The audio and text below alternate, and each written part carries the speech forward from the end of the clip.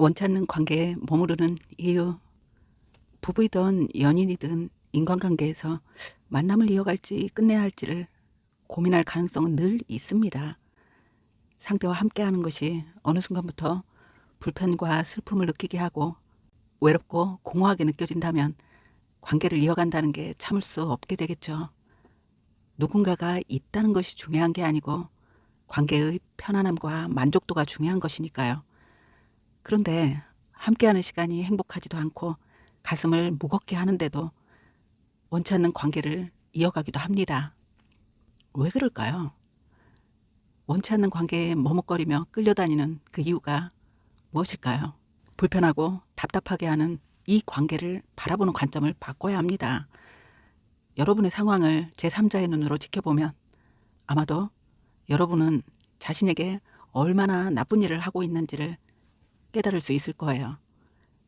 이것이 바로 관점을 바꿔서 바라봐야 하는 이유입니다. 사랑하는 가족이나 절친이었다면 도시락을 싸들고 다니면서 말리고 싶었을 관계 속에 내 자신이 있을 수 있습니다.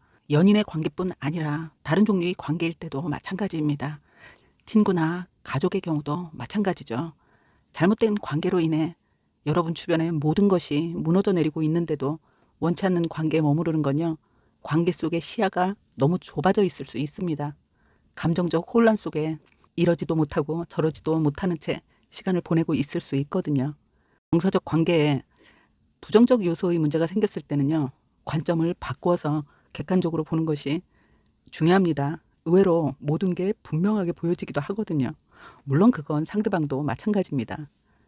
그런데 많은 사람들은 본질적인 문제가 아닌 눈에 보이는 사소한 문제에 감정을 폭발시키고 다시 보지 말자고 선언하고, 그런데 시간이 흘러서 누군가 먼저 한쪽에서 손을 내밀면 떨어져 있는 동안에 감정이 해소되고 뭐 어떤 결정적 큰 일로 헤어진 게 아니기 때문에 머뭇거리다 아무 일도 없었던 것처럼 예전의 관계로 돌아가기도 합니다. 이들은요, 고통도 아픈 감정도 계속되는 비판도 없었던 것처럼 또 그렇게 행동하게 되거든요. 행복하지도 않은 관계를 계속 이어갑니다. 그렇게 해야 할 것만 같거든요. 왜 그럴까요? 우린 살면서 그런 이야기 많이 듣죠. 구관이 명관이다. 사골은 우려야 진국이다. 진짜일까요? 이런 이야기를 수없이 많이 들어보셨을 거예요. 여러분보다 나이가 많은 사람이거나 동년배이거나. 그런데요, 뒤돌아보면 행복하지 않은데도 혹은 오래 지속된 관계라는 이 함정에 빠져서 삶이 송두리째로 날아가 버리는 그런 사람들 우린 보지 않습니까? 그런데도 긴 시간 인연을 이어나가는 것이 마치 장애물 넘기 경기에서 무슨 메달을 얻은 것 같은 느낌처럼, 마치 그 긴 세월이 의리의 증표이기라도 한 것처럼 뭔가 뿌듯하고 자랑스럽다는, 이건 유교적 윤리관의 자부심을 느끼고 싶어하는 그 마음이거든요. 그래서 아직도 관계를 유지하는 것에 초점을 두고 긍정적으로 생각하려고 하는 사람들이 많습니다. 낭만적 사랑에 대한 생각 때문이죠. 우리는 불행이나 불편을 참아내는 것이 사랑을 깊게 하고 진하게 하는 증거라고 생각합니다. 그런 생각이 많은 사람들의 믿음 속에 아직도 살아있고 시간이 해결해 줄 거라고 생각하는데요. 관계를 계속한다는 건 어떤 의미일까요? 관계를 계속하겠다는 건 믿음과 공감, 상호 존중과 배려, 그리고 서로의 행복을 위해 함께 노력하고 삶을 성장시키고 싶은 욕망입니다. 관계를 위한 노력이나 문제가 발생했을 때의 이야기가 아니라요. 참을 필요가 없는 문제를 참고 있을 때를 이야기하는 겁니다. 그래서 그런 상황을 잡아낼 수 있는 것이 중요하죠.